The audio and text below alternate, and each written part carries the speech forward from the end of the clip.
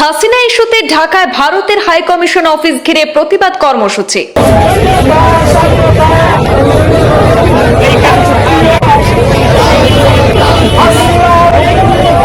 পদ্মার পারে ক্রমে ভারত বিরোধী তৎপরতা বাড়ছে, এর পেছনে কারা রয়েছে তা নিয়ে প্রশ্ন।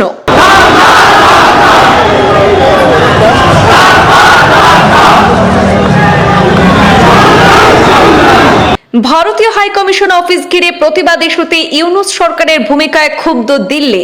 হাসিনা দেশ ছাড়ার পর থেকেই বাংলাদেশে ভারত বিরোধী প্রচার মাথাচাড়া দিয়েছে। প্রশ্ন উঠছে, বাংলাদেশ কি ভুলে যাচ্ছে 1971 সালে সেই ঐতিহাসিক প্রেক্ষাপটে ইন্দিরা গান্ধীর ভূমিকাও? হাসিনার প্রত্যাবর্তনে চাপ সৃষ্টির উদ্দেশ্যে হাইকমিশনের প্রতিবাদী কর্মসূচিকে পরিস্থিতি অস্থির করার চেষ্টা মনে করছে দিল্লির বিদেশ মন্ত্রক।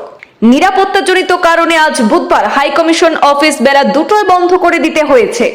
ভারত সরকার মনে করছে ঢাকার পরিস্থিতি নিয়ে বাংলাদেশের অন্তর্বর্তী সরকার যথেষ্ট আন্তরিক নয়। ভারতীয় হাইকমিশন এবং ভারত সরকারের অন্যান্য প্রতিষ্ঠানের নিরাপত্তা নিয়ে উদ্বিগ্ন নতুন দিল্লি।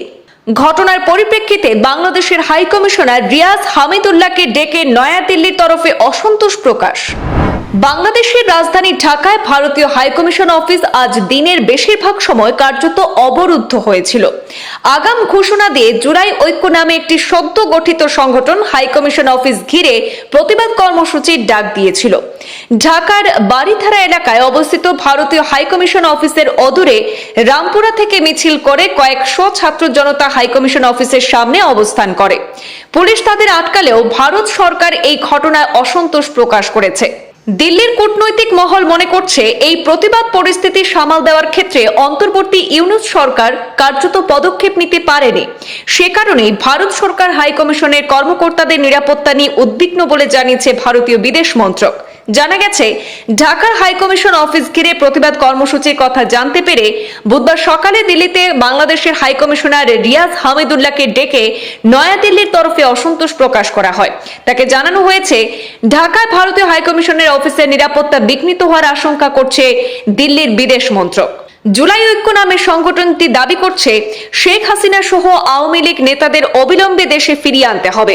হাসিনার প্রত্যাবর্তনে চাপ সৃষ্টির উদ্দেশ্যে হাইকমিশন সংক্রান্ত এই কর্মসূচিকে পরিস্থিতি অস্থির করার চেষ্টা বলে মনে করছে দিল্লির বিদেশ মন্ত্রক।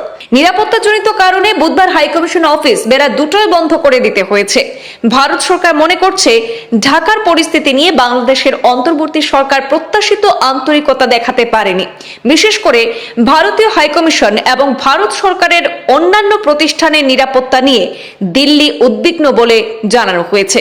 উল্লেখ্য, প্রাক্তন প্রধানমন্ত্রী শেখ হাসিনা দেশ ছাড়ার পর থেকেই ভারত বাংলাদেশ সম্পর্কের ক্ষেত্রে বেশ টানাপোড়েন চলছে। সাম্প্রতিক সময়ে বাংলাদেশে কিছু ভারত বিরোধী তৎপরতা বেড়েছে বলে দিল্লির কাছে তথ্য রয়েছে।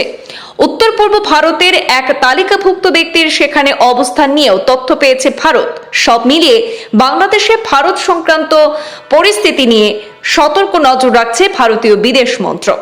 ব্যুরো রিপোর্ট, পূর্বাঞ্চল প্রতিদিন।